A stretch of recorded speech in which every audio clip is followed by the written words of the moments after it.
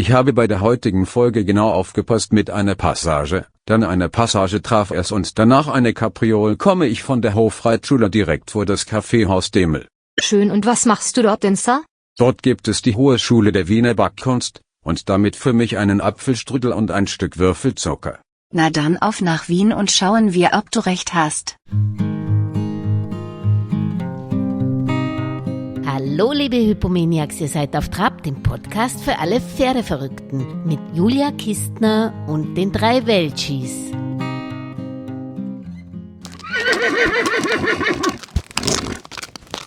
Nowotny? Ja, grüße Herr Nowotny, Julia Kistner Grüße, vom Podcast Frau auf Trab. Kistner. Grüße, pünktlich, auf die Sekunde, genau. Ja, Sie haben ja nicht viel Zeit, Sie müssen ja schon wieder in den Sattel. Ja. Geht schon. Erstmal herzlichen Glückwunsch noch zur Beförderung zum Oberbereiter. Ja, vielen Dank, Das ist sehr ja lieb von wirklich Ihnen. toll in dem Alter auch.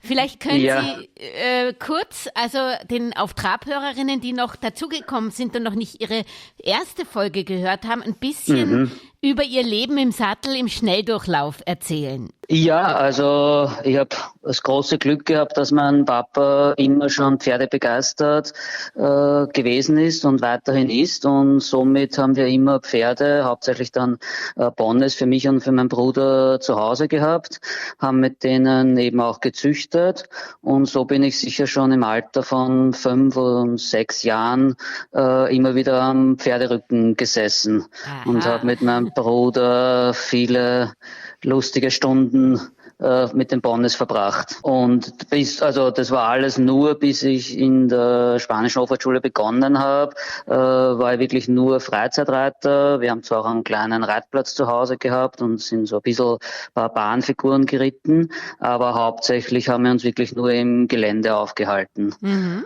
Und dann bin ich 1999, im November 1999, habe ich als Eleve in der Spanischen Hofreitschule begonnen und wurde dann 2008 zum Bereiter ernannt und eben jetzt seit September 2023 Oberbereiter. Sehr schön. Was sind denn die Aufgaben eines Oberbereiters in der Spanischen Hofreitschule Wien? Also unsere Hauptaufgabe ist natürlich die Ausbildung von Reiter und Pferden zu kontrollieren, mitzuhelfen, gerade bei den jungen Reitern, dann eben auf die Qualität der klassischen Reitkunst weiter zu achten. Also das ist eben unsere Hauptaufgabe. Und dann haben wir halt noch zusätzliche Aufgaben wie die ganze Führung von der Abteilung Reitbahn, für die ich eben zuständig bin, für die Mitarbeiter, Führung der Mitarbeiter. Dann gibt's eben tägliche Dienstpläne müssen gemacht werden, Vorführungspläne, jährliche Dienstpläne, dann die Organisation von Tourneen, PR-Arbeit.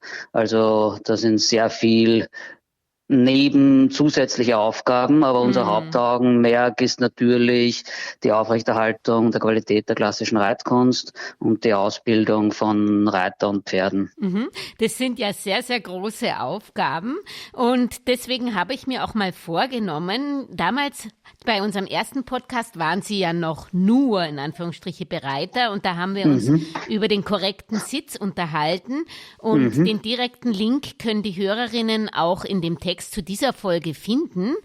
Aber jetzt sind Sie Oberbereiter, und deswegen werde ich Sie mehr mit den ganz schwierigsten Lektionen an der Spanischen Hofreitschule konfrontieren, weil die können ja nur wenige, so wie Sie reiten. Vielleicht können wir mal beginnen. Was sind die schwierigsten Lektionen? Sie unterscheiden da ja grob über Schulen auf und über der Erde. Können Sie das kurz erklären? Genau, richtig. Also wir unterscheiden die Schulen auf der Erde, sind die klassischen Lektionen wie die ganzen Seitengängen, die Pioretten, die fliegenden Galoppwechsel, Piaffe Passage. Und dann haben wir eben unsere 3 klassischen Schulsprünge. Das sind dann die Schulen über der Erde mit der Capriole, mit der Corbette und mit der Levade. Bevor ich aber vielleicht dann auf diese ganzen Lektionen noch eingehe, möchte ich eben noch auch anmerken, was mir ganz wichtig ist, bevor bevor wir eben diese Lektionen, die schwierigen versammelten Lektionen von einem Pferd verlangen können und dürfen, ist die Basisarbeit das Allerwichtigste. Weil wie jeder Reiter weiß, ist ja von der Natur, liegt ja 80% vom Pferdegewicht auf der Vorhand und 20% auf der Hinterhand.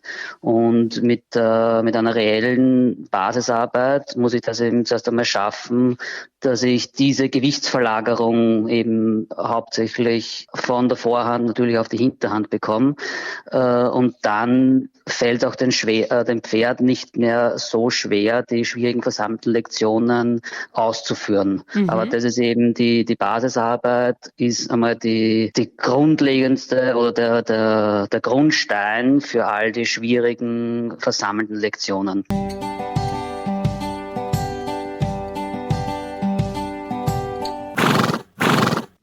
Das ist ein guter Hinweis, ja, dass man vielleicht noch mal ganz, ganz kurz im Schnelldurchlauf wieder die Basisarbeit durchgehen. Und ich nehme an, diese hohen Schulen, von denen wir dann nachher reden, die werden dann erst ab einem gewissen Ausbildungsalter oder Niveau dann überhaupt angesetzt.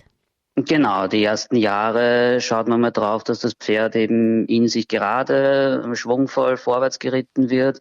Dann kommen die einfachen Übergänge dazu, von eben Trab in Schritt, dann wieder Antraben, Galoppschritt, also all diese klassischen Übergänge von Gangart zu Gangart. Und dann circa nach 1,5, 2 Jahren beginnt man langsam auch mit der Handarbeit dazu zu nehmen, wo eben dann das Pferd an die Piaffe herangeführt wird, und das geht halt auch in kleinen Schritten. Da fangen wir ja zuerst nur mit Füßeheben an, findet alles eben Bodenarbeit statt, da sitzt kein Reiter drauf, um eben immer mehr Gewicht von der Vorhand auf die Hinterhand zu bekommen.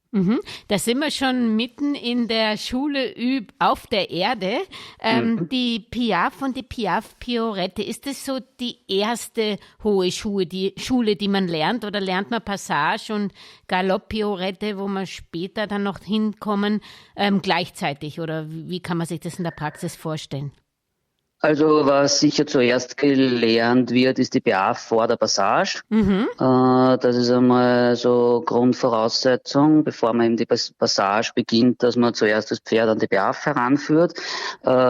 Nebenbei die Versammlung unterm Reiter, wo man eben dann auch schon langsam zur Galopp-Piorette hinkommt. Das kann ruhig im gleichen Ausbildungsstand passieren oder Ausbildungszeit, wo eben auch dann im Galopp natürlich zuerst die einfachen die Tempounterschiede herausgeritten werden, und erst wenn sich das Pferd wirklich in der Versammlung nur mit dem Sitz halten lässt, ohne dass ich das Pferd irgendwie mit der Hand in ein langsames Tempo zurückziehen muss, weil alles, was man mit der Hand nur zurückzieht, hat ja nichts mit Versammlung zu tun, sondern ist dann nur vielleicht langsam reiten. Aber ehrliche Versammlung und ehrliche Handenbiegung kann ja das Pferd erst machen, wenn ich das Tempo rein nur mit dem Sitz halten kann. Also dann gehen wir vielleicht ins Eingemachte und fangen mal mit der Piaffe an. Wie würden Sie die beschreiben? Was ist das? Na, die Piaffe vom Bewegungsablauf haben wir die diagonale Fußfolge mit einer Schwebephase.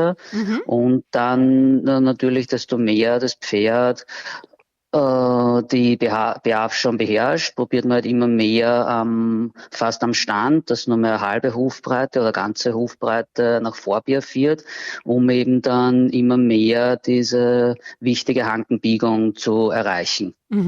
Und da haben Sie gesagt, das starten Sie am langen Zügel mal.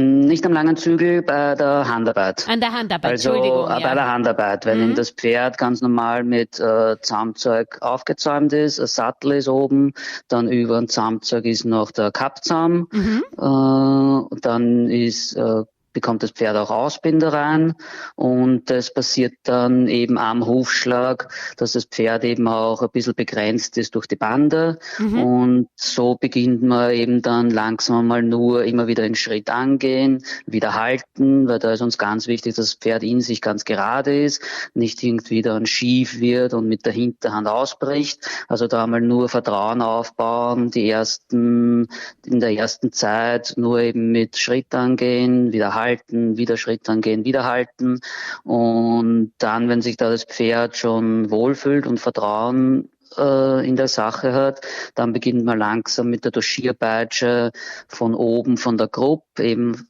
dieses Runterstreichen, das ist ja immer so ein bisschen Vertrauen zu der Doschiergerte aufzubauen, von oben von der Gruppe runterstreichen und unten dann beim Röhrbein oder Fesselgelenk dann einmal leicht zu doschieren, dass das Pferd einmal beginnt, den Fuß zu heben, eben so wie wenn man mit der Doschierpeitsche so quasi so ein bisschen aufheben will, das Bein. Das haben Sie sehr schön erklärt. Gibt es da dann noch am Anfang einen Helfer, der vorne steht oder macht man das allein? Das ist unterschiedlich. Das ist vom Pferd zu Pferd unterschiedlich und auch jeder Reiter macht es unterschiedlich. Da muss man halt hauptsächlich aufs Pferd eingehen. Wenn sich das Pferd vielleicht zu zweit am Anfang unwohl fühlt und zu viel Stress hat, dann macht man es alleine. Dann kann man es eben auch vielleicht später mal zu zweit machen, dass man sich dann besser, wenn man hinten nachgeht, eben auf die Hinterhand konzentrieren kann. Und ein erfahrener Reiter vorne kann das Pferd auch gerade halten. Aber in der Anfangszeit ist ganz wichtig, dass man da individuell aufs Pferd eingeht. Weil das Schöne ist ja an der Hofreitschule, Sie kennen die Pferde ja ganz genau und Sie kennen sie ganz gut, weil Sie ja immer ein bestimmtes Pferd haben, das Sie weiter ausbilden, oder? Genau, richtig. Ja. Und von der Piaffe zur Piaffe-Piorette, wie kommt der Sprung und was ist das genau? Also die Piaffe-Piorette kann man so wie eine Galopp-Piorette oder im Schritt eine Schritt-Piorette, das kann man auch an der Hand beginnen, dass man dann eben das Pferd eben vorne dann in der Piaffe mal die Schulter führt, eben in eine Richtung oder dann eben auch unterm Reiter, dass man eben wichtig ist, dass der Takt natürlich beibehalten bleibt, und dann, wie wenn man eben eine Galopp-Piorette oder Schritt-Piorette reitet, so führt man eben dann auch die Vorhand entweder nach links oder nach rechts und hält mit dem äußeren Bein als verwahrender Schenkel, damit die Hinterhand eben nicht ausbricht. Bevor wir zur Passage kommen, nochmal, wie alt ist denn da ungefähr der Hengst, wenn Sie damit starten? Oder das hängt sicherlich auch weniger vom Alter als von der Reife ab, aber was sollte das Pferd schon mitbringen, um wirklich in diese Lektion zu gehen? Generell die Piaffe beginnen oder Piaffe Piorette? Piaffe und dann Piaffe Piorette. Okay, beginnen tun wir mit der Handarbeit einmal, nachdem das Pferd 1,5 oder 2 Jahren unterm Sattel geritten worden ist, dass das Pferd wirklich einmal gleichmäßig in der Anlehnung ist, in sich gerade ist, eben im Gleichgewicht in allen 3 Gangarten ist. Dann beginnt man mal eben mit der Handarbeit. Und die Handarbeit selber, bis das Pferd dann, das geht natürlich auch von Pferd zu Pferd verschieden, aber das dauert sicher dann auch so ein halbes Jahr, bis man dann vielleicht einmal eine schöne tragende Piaffe erreicht hat. Und erst dann danach geht man eben in eine Piaffe-Piorette rein. Also wie Sie das schon ganz gut darstellen, man muss sich die Zeit nehmen für die Lektionen. Ja, unbedingt. Für uns ist ja eben auch das Wichtigste, dass unsere Pferde das Ganze mit Freude machen und wirklich lange bis ins hohe Alter und dann täglich locker oder in den Vorführungen locker abzurufen ist. Und wenn man da irgendwie in der Basisarbeit oder am Anfang auch bei der Handarbeit viele Sachen falsch macht und das Pferd dann nur mit Angst das verbindet, dann kann man das vielleicht irgendwie unter Stress und Angst vom Pferd abrufen, aber es wird nie freiwillig und schon gar nicht lang bis ins hohe Alter machen. Und diese Übungen, nehme ich an, die machen Sie eigentlich noch mit allen Hengsten, oder? Ja. das ist dann erst die Schule über der Erde, die dann vielleicht nicht mehr jeder Hengst ausgebildet wird, nehme ich an. Genau, richtig. Also die Schule über der Erde, das entwickelt sich ja natürlich auch da von der Handarbeit. Und da, wenn wirklich ein Hengst dafür bereit ist und das freudig eben schon von sich aus anbietet, dann erkennt man das eben im Zuge von der Handarbeit-Arbeit. Okay. Weil wenn sich das Pferd dann schon, desto mehr es sich auf die Hinterhand setzt und desto mehr Hankenbiegung es hat, desto mehr Gewicht auf die Hinterhand, eben Gewichtsverlagerung ist und er dann schon freudig vorne sich vom Boden erhebt, dann wird das natürlich gleich belohnt und an dem dann angesetzt und aufbaut.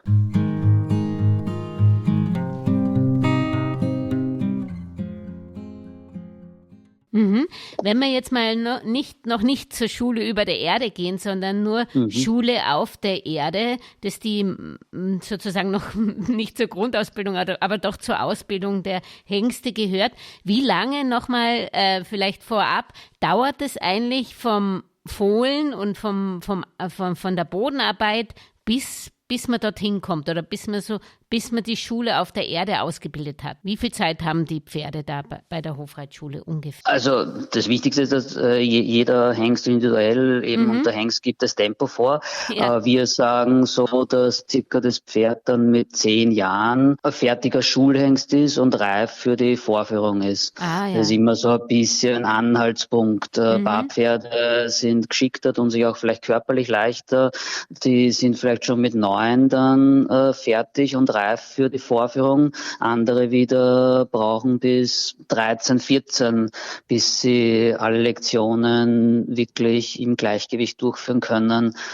Und so lange sind die dann auch wirklich nur im Training und nicht in der Vorführung? Genau, das Einzige, wo schon jeder Hengst, bevor er dann eben wo die Ausbildung nachher weitergeht und dann erst wieder in der Vorführung ist, wenn er fertig ausgebildet ist unser Programmpunkt Junge Hengste in der Vorführung.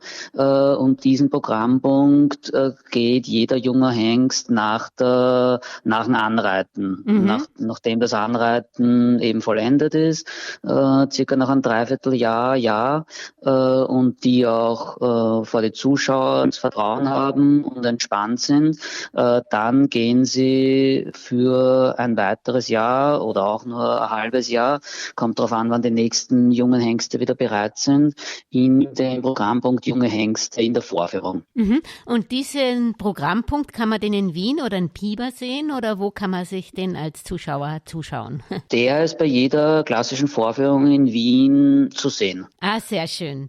Gut, dann kommen wir zur Passage und Passage Travers. Könnten Sie diese Lektion erklären und vor allen Dingen, wozu sie gut ist? Ja, die Passage soll ja dann die Vollendung sein, wenn im Trab, so quasi die Übergänge vom Schritt in Trab, desto mehr Gewicht auf der Hinterhand ist und das Pferd dann sich ehrlich und kraftvoll von der Hinterhand in diesen Übergang so quasi raus stößt, dann bekommt ja auch der Trab immer mehr Kadenz. Und wenn ich dann einfach ich selber als Reiter mehr die Hinterhand belaste, beide Schenkeln so leicht abwinkel, das ganze Pferd einrahm und mit dem Sitz eben immer so quasi ein bisschen einen ruhigeren Takt vorgibt, dann eben entwickelt sich so die Passage.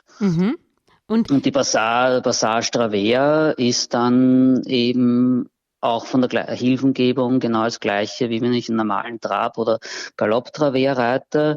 Nur ist eben wichtig als Reiter, dass man da dann den Takt mit dem Sitz und mit dem Bein eben beibehält in der Passage. Also erst muss mal die Passage sitzen, bevor man zur Travers geht. Genau. Ja, unbedingt. Genauso wie zuerst die Piaffe, wo das Pferd in sich gerade ist, auf der geraden Linie eben sich entwickelt vor der Piaffe-Piorette. Genauso ist wichtig, dass das Pferd zuerst auf geraden Linien und das Pferd in sich gerade passagiert und dann kommt erst Passage Travers hinzu. Für den Einsteiger vielleicht nochmal erklärt, wie kann er den Unterschied zwischen Passage und Trab erkennen? Bei der Passage habe ich halt viel deutliche Schwebephase. Also wieder von Bewegungsablauf haben wir wieder diagonales Beinbar mit einer Schwebephase, und bei der Passage ist eben wirklich die Schwebephase deutlich länger. Also wie Zeitlupentrab. Das ist gut erklärt, Zeitlupentrab, ja. Genau. Ja, dann gibt's den Galoppwechsel, der ist an der Spanischen, weiß ich nicht, eine eigene Lektion.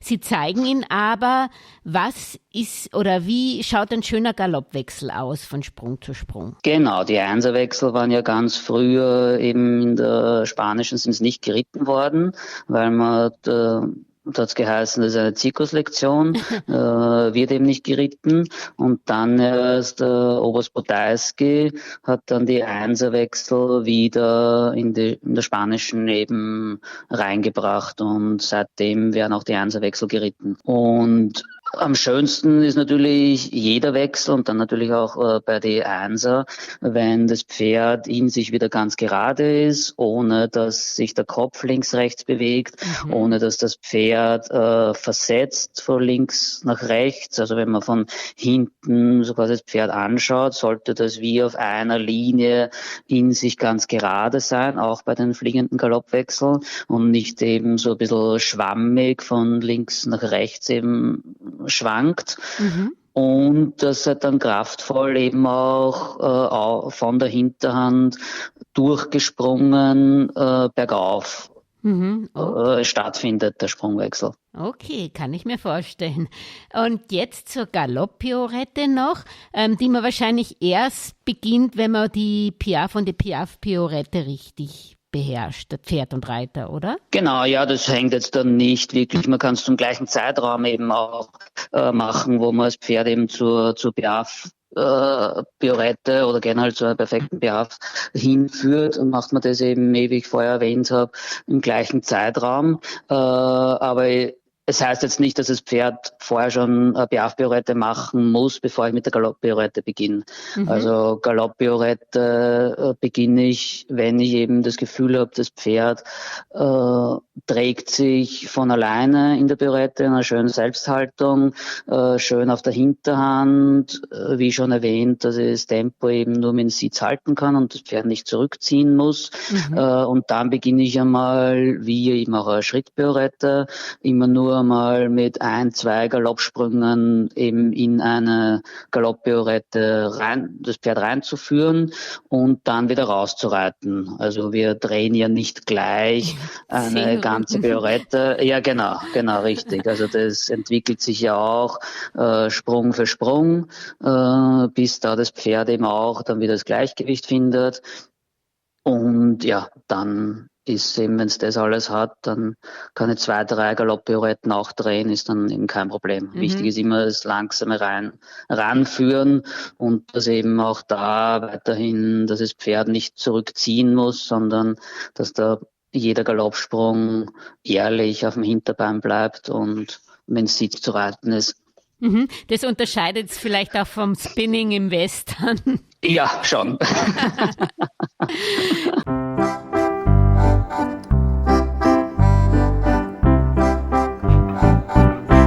Das wollte ich noch fragen zur Galopp-Piorette.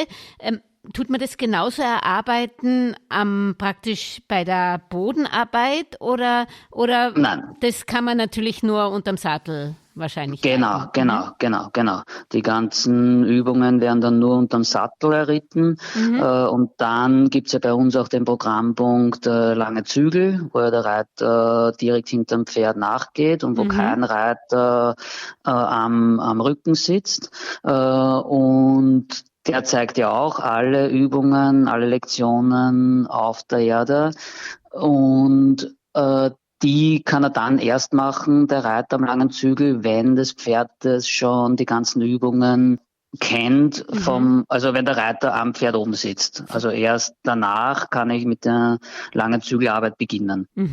Und die Schulen auf der Erde, ist es eigentlich Ausbildungspunkt eines Bereiters? Muss der alles beherrschen oder muss das erst der Oberbereiter können? Oder ist das schon Teil der Ausbildung eines Bereiters oder sogar Eleve? Wahrscheinlich noch nicht.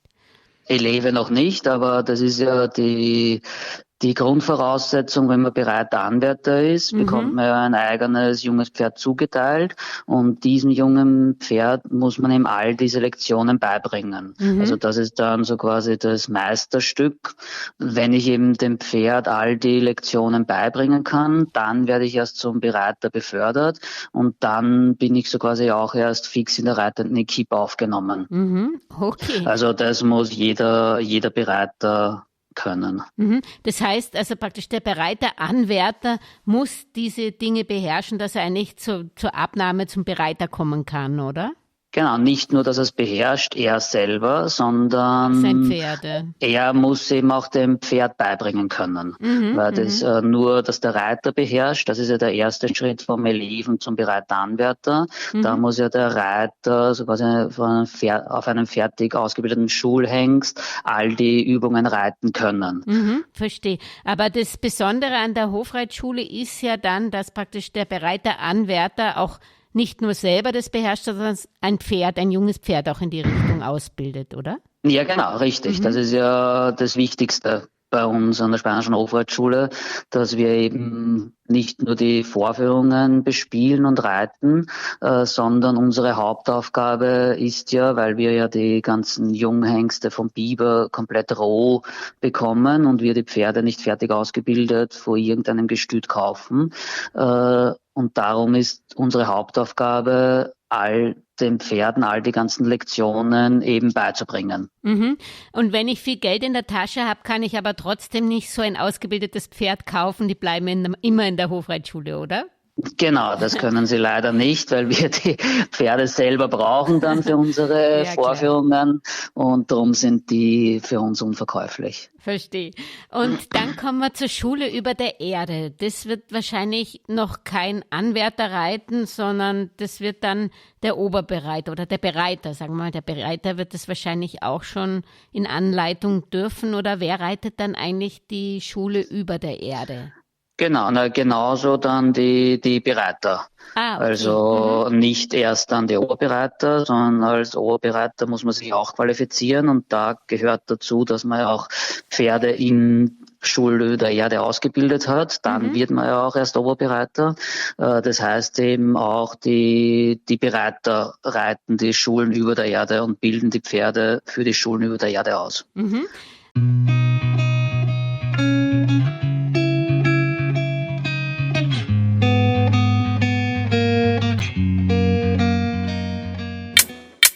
Da kommen wir jetzt zu den 3 Schulen über der Erde. Wir haben im Vorgespräch gesprochen, es gab mal auch mehr an der Hofreitschule, aber die praktisch auch gezeigt werden. Levade, Courbet und Capriole. Beginnen wir mal mit der bekanntesten.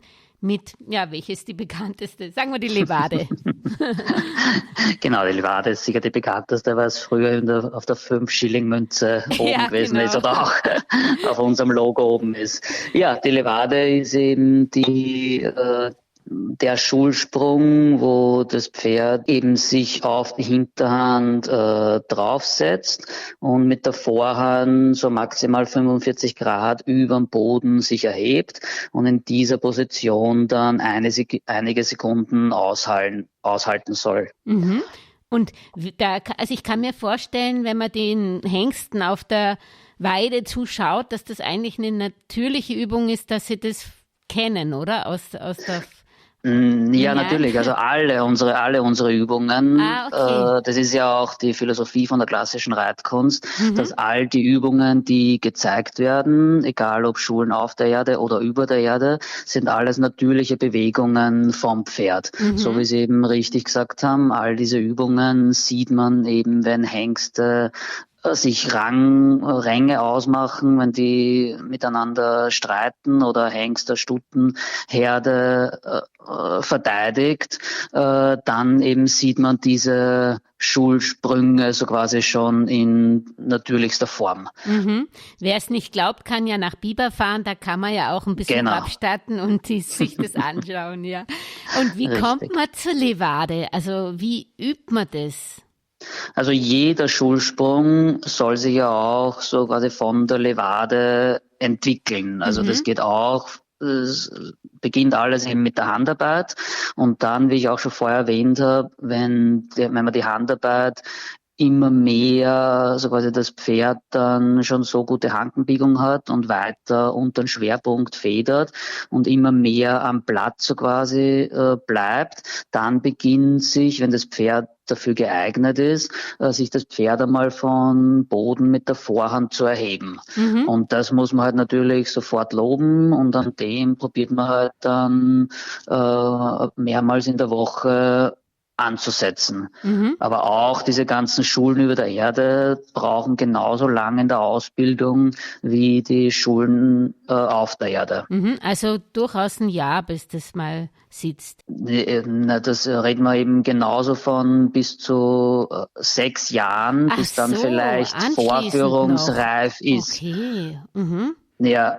Das Also ist auch die Schulen über der Erde, sagt man genauso, ist dann das Pferd so um die 10 Jahre, dass das dann eben in der Vorführung vielleicht einen perfekten Schulsprung zeigen kann. Aha, also verstehe ich das jetzt richtig? Das tut man dann parallel den Pferden lernen zu? Genau, Ach das so, weil lernt sonst man dann wären sie ja schon parallel. 20. Und, nein, das lernt man dann parallel und wenn sich ein Pferd mehr für die Schulen über der Erde eignet, dann forciert man auch diesen Sprung mehr. Okay. Weil jedes Pferd wird ja bei uns als Spezialist ausgebildet. Das heißt, entweder eignet er sich mehr für die Schulen auf der Erde oder für die Schulen über der Erde. Verstehe, also die werden da schon spezialisiert in jüngeren Ja, Jahren. genau, richtig. In der Ausbildungszeit wird dann das Pferd eben auf einen Programmpunkt oder einen Schulsprung spezialisiert. Ich finde es ja toll, dass Sie so viel Zeit haben, auch die Pferde auszubilden.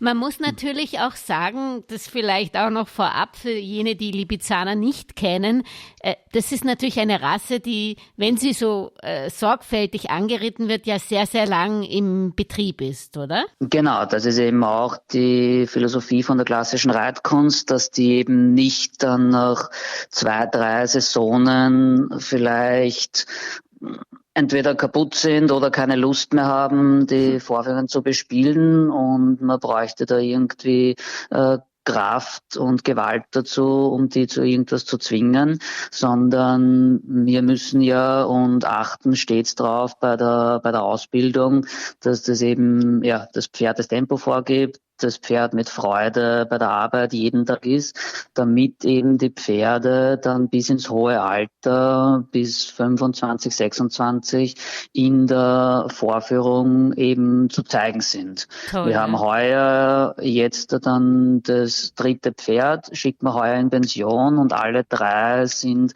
26 Jahre alt, waren sogar Anfang des Jahres auch noch mit auf Tournee, das heißt, die sind aktiv voller Freude mit eben auch in den Vorführungen und auf der Tournee gewesen und das zeichnet oder gibt uns immer wieder das positive Feedback zurück und die Antwort, dass unsere Ausbildung dann eben auch passt und die Pferde sich wohlfühlen. Schön, wenn die so lange gesund erhalten bleiben. Ja, bevor wir noch zur Courbette kommen, wollte ich noch mal zur Levade fragen, wie da eigentlich die Hilfengebung ist. Kann ich mir das vorstellen, wie die Zirkusdirektoren in der Mitte, die praktisch die Gerte oder Peitsche nach oben ziehen, oder macht man das mit der Hand? Nein, oder gar macht nicht. man das?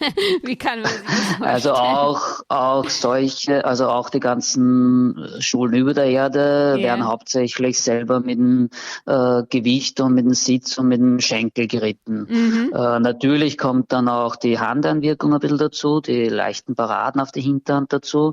Aber das Wichtigste ist, dass man dann immer mehr, was man zum Schulsprung oder zum Punkt dann hinkommt, wo das Pferd den Schulsprung ausüben soll, dass man sich selber als Reiter immer mehr auf die Hinterhand so quasi belastet, gerade in der Levade dann beide Waden auch wieder ein bisschen abwinkelt und dann das Pferd so quasi mit dem Sitz und mit der leichten Handeinwirkung mehr am Platz lässt. Und dann weiß das Pferd so quasi auch schon, dass es natürlich zuerst, bevor es ja unterm Reiter geritten wird, der Schulsprung, wird ja auch der Schulsprung einmal ein Jahr oder 2 Jahre an der Hand gezeigt. Okay. Und dann kommt erst der Reiter drauf. Verstehe.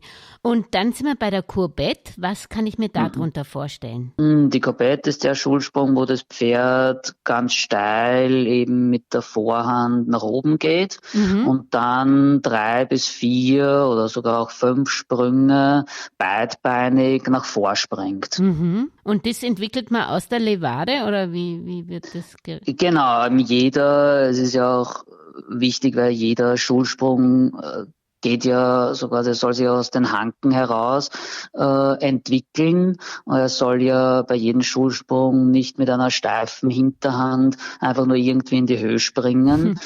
Drum ist eben wichtig, dass man immer im Hinterkopf hat als Reiter, dass eben die ehrliche Hankenbiegung, dass man die zuerst fördert und dann, wenn das Pferd selber anbietet, dass eben mehr und höher in die Luft gehen will und kann, dann fördert man das natürlich. Aber die Hankenbiegung ist für jeden Schulsprung, bevor das Pferd dann entweder für die Courbette oder auch für die Capriole wegspringt, ist diese Hankenbiegung, die Versammlung das Allerwichtigste. Und jetzt kommen wir zur Capriole. Ist das die Königsdisziplin der Hohen Schule? Na, ich glaube, alle drei Schulen über der Herden sind diese Königsdisziplin und schwierig für Reiter und Pferd. Die Capriole ist für mich, sage jetzt einmal, nicht der schönste Sprung, aber ist der Schulsprung, den ich schon als Bereiter gelehrt bekommen habe und ich auch selber durchführe mit meinen Pferden. Und ja, darum bin ich in den Schulsprung, kenne ich mich sicher mehr aus als wie in den anderen 2 Schulsprüngen. Okay, dann erklären Sie mir mal, was das genau ist. Also die Capriole ist der Schulsprung, wo das Pferd mit allen 4 in die Luft springt. Ja. Und dann, wenn das Pferd mit der Schulter oder mit dem Widerrist am höchsten Punkt ist, soll es eben mit den Hinterbeinen nach hinten ausstreichen, nennen wir das. Und da ist halt eben korrekt, wenn das eben bergauf passiert, das heißt, wenn die Schulter eben wirklich höher ist als die Hinterhand, dann ist eine korrekte Capriole. Jetzt brauche ich Sie gar nicht mehr nach Ihrer persönlichen Lieblingslektion fragen, Genau. Das haben Sie schon genannt. Ist es auch die Lektion, die Sie am liebsten den Pferden beibringen oder ist das zu anstrengend? Na, also das ist sicher, wenn sich ein Pferd für die Schulen über der Erde eignet, ist das sicher meine Lieblingslektion. So die Schulen auf der Erde, da bringe ich den Pferden sehr gern die Seitengänge bei, aber genauso, wie gesagt, es gibt jetzt keine Lektion, die ich nicht gern reite. Jede Lektion, die korrekt entsteht und dann das Pferd ein tolles Gefühl gibt, die reitet man auch gern. Okay, ich habe gelesen, Sie haben mit Ihrer Frau selber auch 3 Pferde. Sind das auch Lipizzaner? Nein, sind es leider nicht. Das ist ein Pony und dann 2 Warmblüter. Das heißt, die Lipizzaner sind Ihre Lieblingsrasse? Oder? Ja, auf jeden Fall. Kann man eigentlich diese hohe Schule nur mit Lipizzaner reiten oder bringen Sie das auch Ihren Warmblütern bei oder Ihrem Pony? Ich bringe meinen Warmblütern deswegen nicht bei, weil dann vielleicht meine Frau etwas zu viel Angst davor hätte, wenn sie das dann irgendwann einmal machen würden, so während dem Reiten, wenn es lustig sind. Aber man kann sicher auch einen Warmblut beibringen. Okay. Sie haben ja auch gemeinsam einen Sohn und eine Tochter. Eine Tochter auch, gratuliere. Genau, Würden danke. Sie Ihnen beiden, die Tochter kann das ja jetzt auch machen, die gleiche Karriere wie dem Papi empfehlen einzuschlagen oder würden Sie, wenn Sie so jung wären, nochmal was anderes lernen? Na, also auf jeden Fall. Für mich ist die Spanische nach meiner Familie das Wichtigste in meinem Leben und auf jeden Fall würde ich das meinen Kindern genauso dorthin führen. Und Sie haben jetzt eine wunderbare Familie, Sie sind Oberbereiter. Gibt es da noch einen Lebenstraum, den Sie erreichen möchten? Weil ich glaube, in der Hofreitschule ist Oberbereiter das Höchste, oder? Was gäbe es dann noch? Na, es gibt auch schon noch den ersten Oberbereiter. Ah, okay. Das ist natürlich in natürlich noch ein Ziel, aber sonst bin ich, muss ich sagen, schon sehr stolz, was ich bis jetzt schon erreicht habe. Bin glücklich, dass ich eine gesunde Familie habe und sehe es jetzt aber schon, gerade in der Hofreitschule, auch als meine Aufgabe, dass ich meine Erfahrungen und mein Wissen an die jungen Reiter weitergebe, weil es soll ja genauso, wie es ich von den ehemaligen Oberbereitern und Bereitern gelernt habe, soll ja die spanische noch einmal 460 Jahre oder noch länger weitergehen. Und darum sehe ich das jetzt einmal als meine wichtigste Aufgabe, dass ich die Erfahrung und das Wissen einfach weitergebe. Das hoffen wir natürlich auch, dass sie 460 Jahre zusätzlich weiter besteht und mehr. Jetzt brauchen Sie mir nicht die ganzen Auftritte der nächsten 460 Jahre von Ihnen erzählen, aber was sind die nächsten großen Events, wo man Sie sehen kann, beziehungsweise auch Ihre Kollegen? Ja, also wir haben jetzt noch bis 6. Jänner regelmäßig unter der Woche das normale Morgentraining, die Morgenarbeit. Dann am Wochenende haben wir unsere klassischen Vorführungen. Zu Weihnachten hin haben wir auch die so große Gala-Vorführungen, wo wir nicht nur 5 Programmpunkte von unserem Vorführungsrepertoire zeigen, sondern 7 Programmpunkte. Und ja, das ist jetzt der Ende des Jahres, ist halt noch, sag ich jetzt mal, ziemlich viel zu tun, aber auch schön, weil die Stadt ist voll, die Halle ist jeden Tag voll, da reitet man natürlich umso lieber. Ja, was sind denn die 2 zusätzlichen Programmpunkte, die jetzt angehängt wurden? Also wir zeigen jetzt bei eben den normalen Vorführungen haben wir die Schulen über der Erde und die Handarbeit und die gerittenen Schulen über der Erde in einem Programmpunkt. Das wird bei der Gala-Vorführung sind das 2 verschiedene Programmpunkte. Und dann haben wir noch, was wir dann immer wechseln, eben geht ja dann nicht jede Woche ein Pas de deux oder ein Solo und ein langer Zügel und dann haben wir eben auch noch alle Gänge und Touren. Also wir haben ja 7 Programmpunkte und bei den normalen Vorführungen zeigen wir eben davon 5 und bei den Gala-Vorführungen haben wir 7. Ja, dann wünsche ich Ihnen da sehr viel Spaß, trotzdem noch eine ruhige Adventszeit, wenn soweit es geht. Und wünsche Ihnen natürlich frohe Weihnachten im Namen aller Auf Trab-Hörerinnen. Alles Gute. Danke, wünsche ich ebenso. Frohe Weihnachten. Und wenn euch diese Auf Trab-Folge gefallen hat, ja dann würden meine Welchis und ich uns über eure Unterstützung unseres Podcast-Projektes freuen, indem ihr Auf Trab auf YouTube, Spotify oder der Podcast-Plattform eurer Wahl liked und am besten den Podcast auch gleich abonniert. So könnt ihr auch keine Folge mehr verpassen. Vor allem aber bleibt auf Trab bis zum nächsten Samstag.